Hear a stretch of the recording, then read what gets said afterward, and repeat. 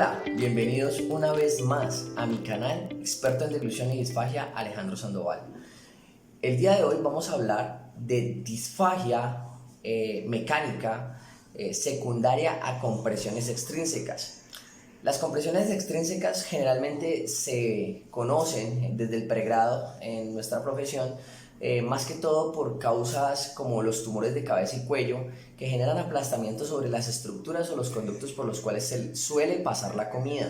Sin embargo, muy pocas veces recuerdo que en el pregrado o en las formaciones postgraduales me hayan hecho énfasis sobre las disfagias mecánicas provocadas por osteofitos. Dos temas bien interesantes a tener en cuenta. ¿Por qué? Porque la disfagia provocada por osteofitos puede ser faringia, esofágica paciente o ambas, de sexo masculino en su sexta década de vida, con unos cambios osteodegenerativos bien significativos a la altura de la columna cervical, con dos osteofitos bien marcados, uno que comprime el recto faríngeo y otro que comprime la pared posterior del esófago cervical. El primero se encuentra a la altura de C3-C4, el que genera un efecto compresivo sobre el recto faríngeo, y el otro sobre C6-C7, que genera el efecto compresivo sobre el esófago cervical. Aquí los podemos observar. A continuación vamos a ver una disfagia faríngea mecánica y parcialmente esofágica, también de característica mecánica, por efecto compresivo de osteofitos de columna cervical. Vamos a apreciar cómo el flujo de contraste con líquidos claros presenta un normal trayecto en la fase oral, fase preparatoria de oral, pero a nivel faríngeo, el primer osteofito que alcanzamos a visualizar genera un selle laringoepiglótico incompleto durante el proceso de la respuesta motora orofaringea o deglución refleja. Vamos a verlo cuadro a cuadro.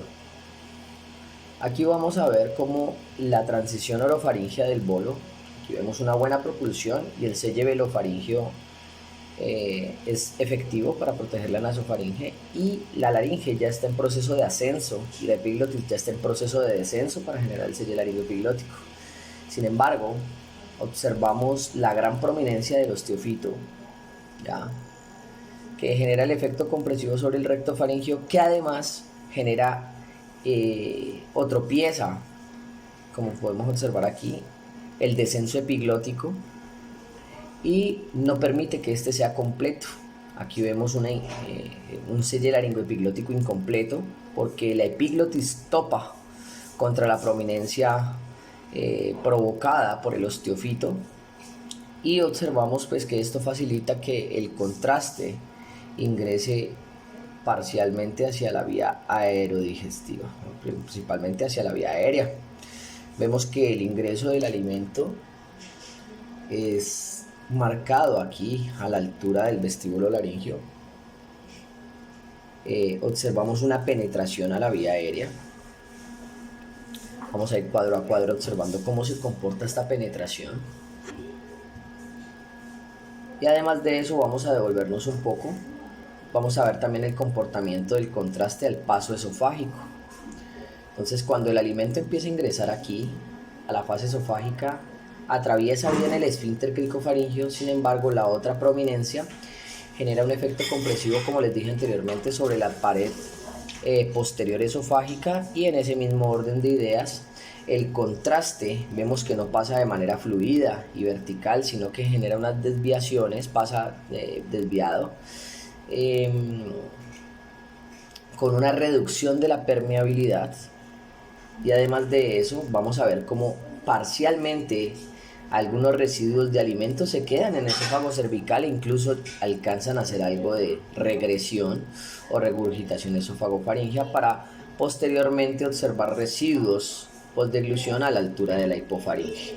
Observamos que el paciente realiza degluciones reflejas continuas para intentar alcanzar la permeabilidad faríngea. Sin embargo, el aclaramiento faríngeo no es totalmente efectivo y obviamente la vía aérea quedó contaminada con residuos. Vamos a ver la siguiente escena.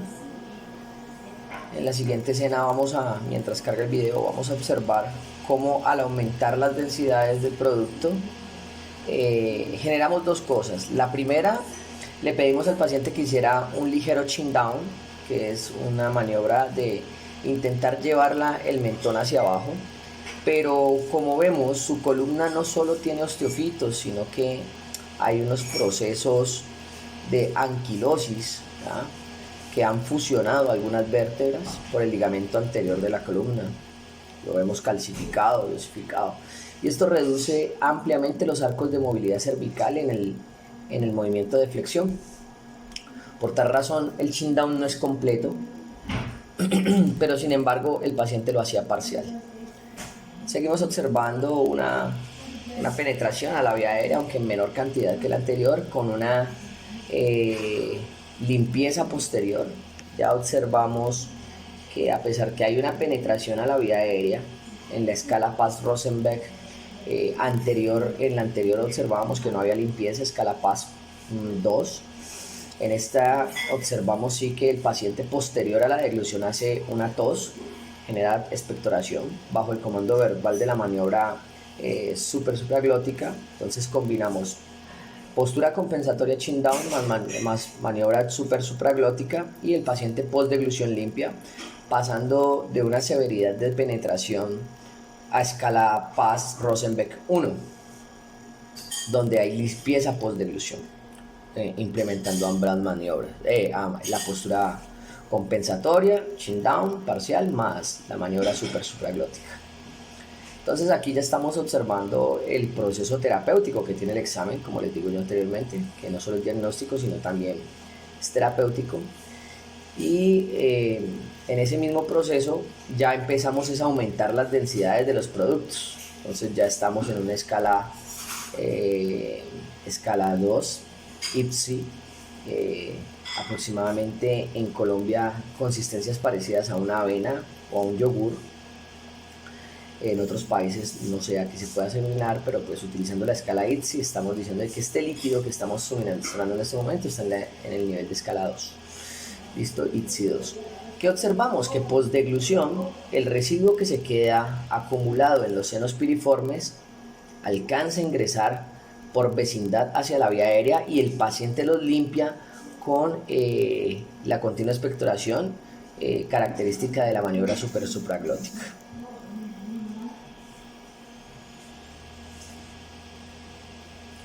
Aquí ya estamos con una consistencia un poco más densa y hemos reducido ligeramente la dosis. Sin embargo, seguimos viendo, a pesar de todas las estrategias terapéuticas, una alta probabilidad de vulnerar la vía aérea.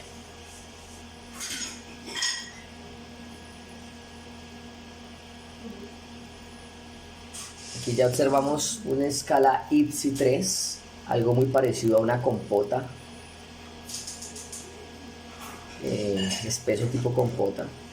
Los residuos vamos viendo que van aumentando a nivel de la hipofaringe.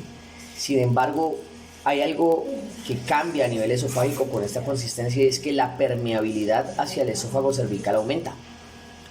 Como la densidad del producto es más alta, parece ser que permeabiliza mejor y vence mejor la impedancia que está generando el esófago cervical por la compresión extrínseca.